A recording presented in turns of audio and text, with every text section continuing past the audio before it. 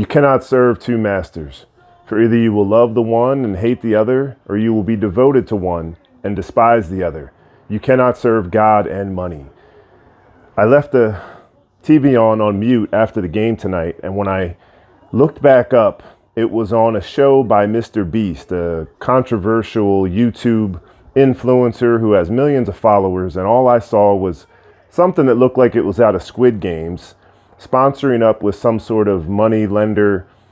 The premise of the first thing that I saw was hundreds of people on a giant game board that created some sort of matrix city, and all I saw was offers of $50,000 to $100,000 to betray your teammates. Basically, if they stood in line in single file order and did not take the bribe that was placed before them, they would all make it through to the next show to have more opportunities to win. But if somebody wanted to take the bribe, they would knock out everybody in their row. Something to that effect. And there was a lot of people making agreements. No, let's not do it. Let's hang in this for the long run. But then inevitably, somebody would push the button and then start cheering and then be applauded by Mr. Beast as if this was a good thing. Meanwhile, everybody that act of greed did to everybody else, knocking them out of the game, they were all in tears. Usually the refrain would go, "Sorry, man, I got a family." Everybody else that just went home empty-handed because of that act of selfishness also had a family. Some of the people responded. Now, by the grace of God, one girl in there said, "It's okay, I forgive him," as she was in tears. But that's just it. That's what this world does. It proposes so many bribes. They may not always come in the form of a bribe, hit this button, get this big lump of money to sell out your teammates, to sell out other people that have needs the same as yours. But we all get bribed with compromise in life, and that's what this world is full of.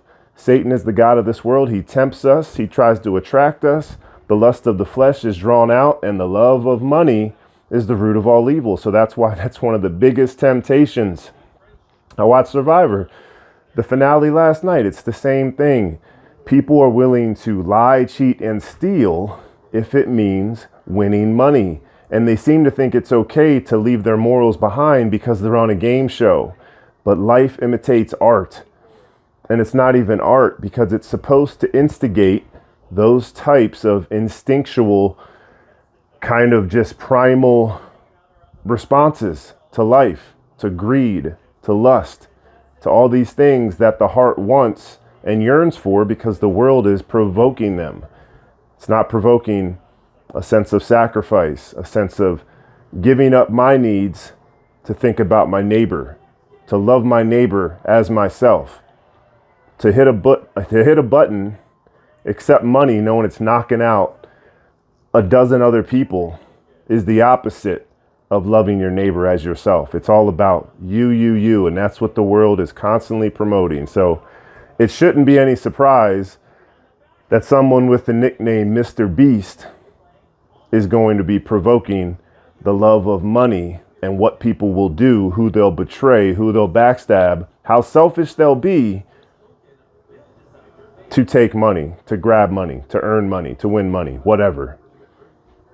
The more we can live off the land that God blessed us with, which is tough with government oversight and everything else, the less we depend on money, the more happy we will be for sure. It's frustrating to see this.